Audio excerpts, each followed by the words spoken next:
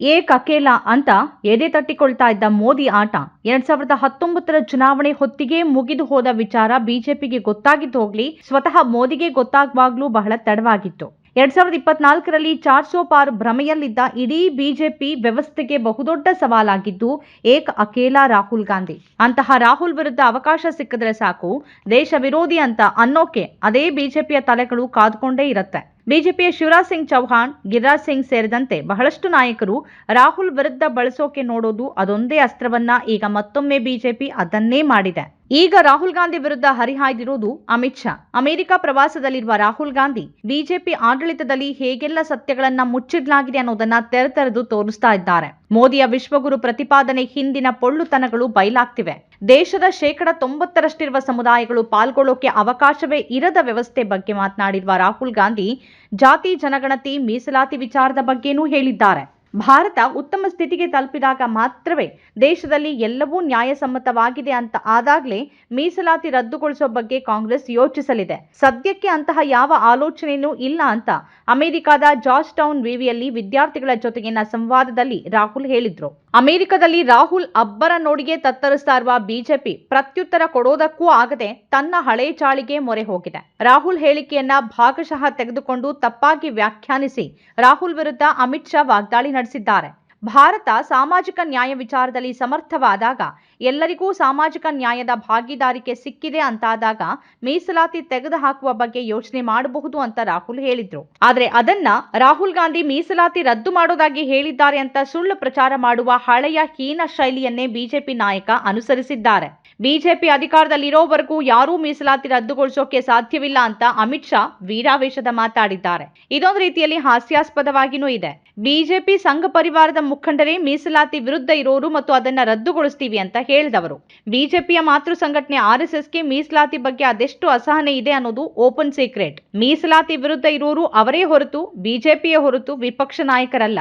ಬಿಜೆಪಿಯ ಮಿತ್ರ ಪಕ್ಷಗಳು ಕೂಡ ಮೀಸಲಾತಿ ಪರವೇ ಪ್ರತಿಪಾದನೆ ಮಾಡುತ್ತೆ. ಹೀಗಿರುವಾಗ ಮೀಸಲಾತಿಗೆ ವಿರೋಧಿಗಳಾಗಿರುವ ಬಿಜೆಪಿಯವರೇ ಬಿಜೆಪಿ ಅಧಿಕಾರದಲ್ಲಿರೋವರೆಗೆ ಯಾರೂ ಮೀಸಲಾತಿಯನ್ನು ರದ್ದುಗೊಳಿಸೋದು ಸಾಧ್ಯವಿಲ್ಲ ಅಂತಿರೋದು ತಮಾಷೆ ಅಂತ ಅನ್ಸುತ್ತೆ.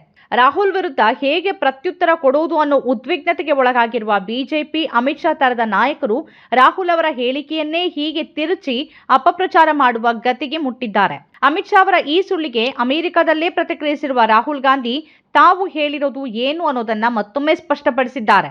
ಮೀಸಲಾತಿ ರದ್ದುಗೊಳಿಸುವ ಮಾತನ್ನೇ ಹೇಳಿಲ್ಲ, ಎಲ್ಲವೂ ಸರಿಯಾಯ್ತು, ಇನ್ನು ಮೀಸಲಾತಿ ಬೇಕಿಲ್ಲ ಅನ್ನೋ ಸನ್ನಿವೇಶ ಬಂದಾಗ ಅದರ ಬಗ್ಗೆ ಯೋಚಿಸಲಾಗತ್ತೆ ಅಂತ ಹೇಳಿರೋದೇ ಹೊರತು ಮೀಸಲಾತಿ ರದ್ದುಗೊಳಿಸುವ ವಿಚಾರವನ್ನೇ ಹೇಳಿಲ್ಲ.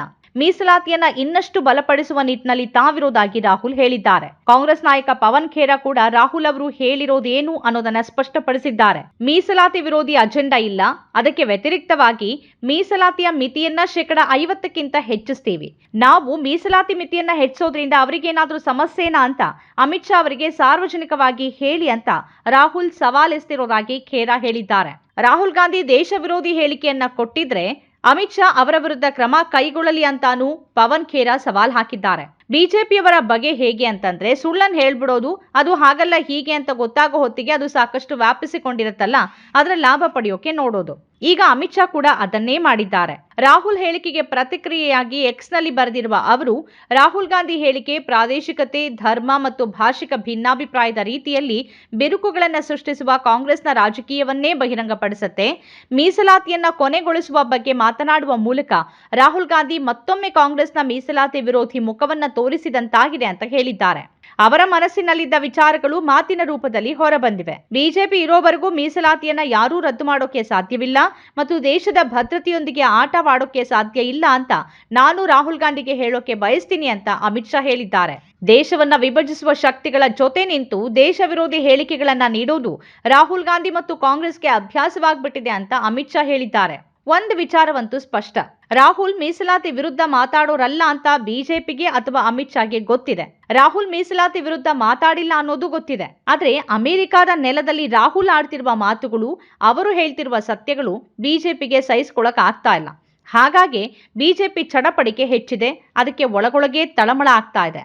ಆ ಹತಾಶೆಯ ಕಾರಣದಿಂದಾಗಿನೇ ಈಗ ರಾಹುಲ್ ಹೇಳಿಕೆಯನ್ನ ತಮಗೆ ಬೇಕಾದಂತೆ ತಿರುಚಿ ಅವರು ಮೀಸಲಾತಿ ವಿರೋಧಿ ಮಾತಾಡಿದ್ದಾರೆ ಅಂತಾನೂ ದೇಶ ವಿರೋಧಿ ಹೇಳಿಕೆ ನೀಡಿದ್ದಾರೆ ಅಂತಾನೂ ಸುಳ್ಳನ್ನ ಹಬ್ಬಿಸುವ ಕೆಲಸಕ್ಕಿಳಿದಿದ್ದಾರೆ. ಚುನಾವಣೆಯಲ್ಲಿ ಬಹುಮತ ಕಳೆದುಕೊಂಡು ಅಸಹಾಯಕವಾಗಿರುವ ಬಿಜೆಪಿಗೆ ಬರಲಿರುವ ಚುನಾವಣೆಗಳು ಕೂಡ ಸೋಲನ್ನೇ ಉಣಿಸಲಿರುವ ಥಾಲಿಗಳ ಹಾಗೆ ಕಾಣಿಸತೊಡಗಿದೆ. ಹೀಗಿರುವಾಗಲೇ ರಾಹುಲ್ ಅವರ ಒಂದೊಂದು ಹೇಳಿಕೆಯನ್ನು ಬಿಜೆಪಿಯ ಅದರ ನಾಯಕರ ಹತಾಶೆಯನ್ನ ತೀವ್ರಗೊಳಿಸ್ತಾ ಇದೆ. ಬಿಜೆಪಿ ವಿರುದ್ಧ ಮಾತ್ರವಲ್ಲ, ಆರ್ಎಸ್ಎಸ್ ವಿರುದ್ಧವೂ ದಾಳಿ ನಡೆಸುತ್ತಿರುವ ರಾಹುಲ್ ಪ್ರತಿಪಾದನೆ ಮಾಡ್ತಿರುವ ಸತ್ಯಗಳು ದೇಶದ ಜನರಿಗೆ ಮನವರಿಕೆಯಾಗ್ತಿವೆ. ಇದೇ ವೇಳೆ ವಿದೇಶದಲ್ಲೂ ರಾಹುಲ್ ಸತ್ಯ ತೆರೆದಿಡುವ ಮೂಲಕ ಬಿಜೆಪಿ ತೀರಾ ಸಂದಿಗ್ಧಕ್ಕೆ ಸಿಲುಕುವ ಸನ್ನಿವೇಶ ನಿರ್ಮಾಣವಾಗ್ತಿದೆ.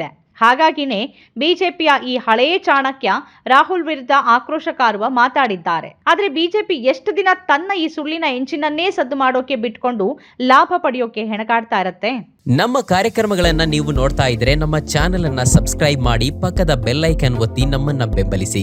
ಹಾಗೆ ನಮ್ಮ ಕಾರ್ಯಕ್ರಮಗಳನ್ನ ಲೈಕ್ ಮಾಡಿ, ಕಮೆಂಟ್ ಮಾಡಿ, ಅದನ್ನ ಬೇರೆಯವರಿಗೂ ವಾಟ್ಸ್ಆಪ್ ಮೂಲಕ ಶೇರ್ ಮಾಡಿ. ನೀವು ಹೀಗೆ ಮಾಡಿದಾಗ ನಮ್ಮ ಚಾನೆಲ್ ಇನ್ನಷ್ಟು ಮತ್ತಷ್ಟು ಜನರಿಗೆ ತಲುಪಲು ನೀವು ನಮ್ಮೊಂದಿಗೆ ಸಹಕರಿಸಿದ ಹಾಗಾಗುತ್ತೆ. ಇದು ನೀವು ಯಾವುದೇ ಖರ್ಚಿಲ್ಲದೆ ಕೆಲವೇ ಸೆಕೆಂಡುಗಳಲ್ಲಿ ನೀಡಬಹುದಾದ ಸಹಕಾರ. ಧನ್ಯವಾದಗಳು.